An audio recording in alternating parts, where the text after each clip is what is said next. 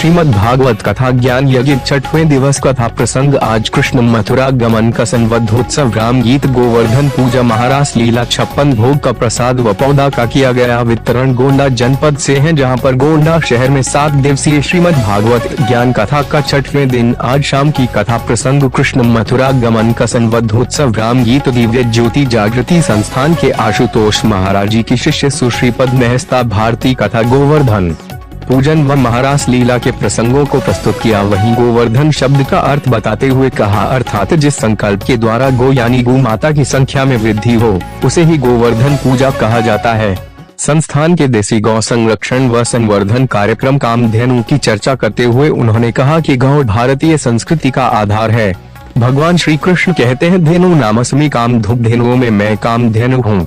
इस प्रकार गौ को उन्होंने अपनी ही विभूति बताया व सदा ही गुणोचन का तिलक अपने मस्तक पर सुशोभित किया। परंतु फिर भी आज देसी नस्लें लुप्त होती जा रही हैं। गोवध समाज के लिए एक कलंक बन चुका है, इसलिए गौ संरक्षण व संवर्धन की परम आवश्यकता है। इसी कारण से श्री आशुतोष महाराज जी के दिशा निर्देशन में संस्थान द्वारा कामधेनु प्रकल्प चलाया जा रहा है, जिसके अंतर्गत देसी गौ की वृद्धि हेतु जन जन को प्रेरित और प्रोत्साहित किया जा रहा है। साध्वी जी ने स्वयं व्यासपीठ से गोंडा वासियों के माध्यम से पूरे विश्व से गौ माता के संरक्षण की अपील की। कहा, भगवान कृष्ण के द्वारा ही सर्वप्रथम गोवर्धन पूजा आरंभ करवाई गई थी और गोवर्धन पर्वत तो अपनी उंगली पर उठाकर इंद्रदेव के क्रोध से ब्रजवासियों और पशु पक्षियों की रक्षा की। चुनर को खींच दे। आप क्या कहेंगे सज्जनों, कि अपने बालक पर वासना का आक्षेप लगा पाएंगे? अब 9-10 साल के उस निर्दोष बालक को वासनात्मक नहीं कह पाएंगे तो हमारे प्रभु पर यह आक्षेप क्यों सज्जनों?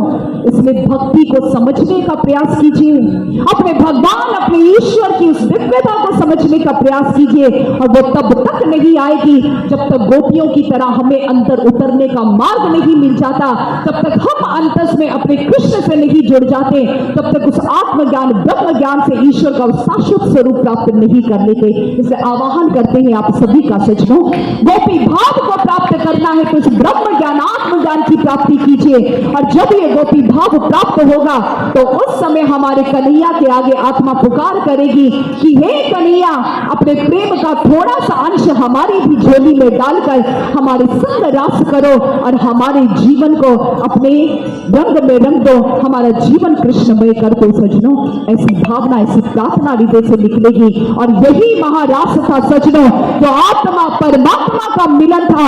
यही महारास है, यही महारास है सज्जनों, आत्मा परमात्मा का मिलन। यही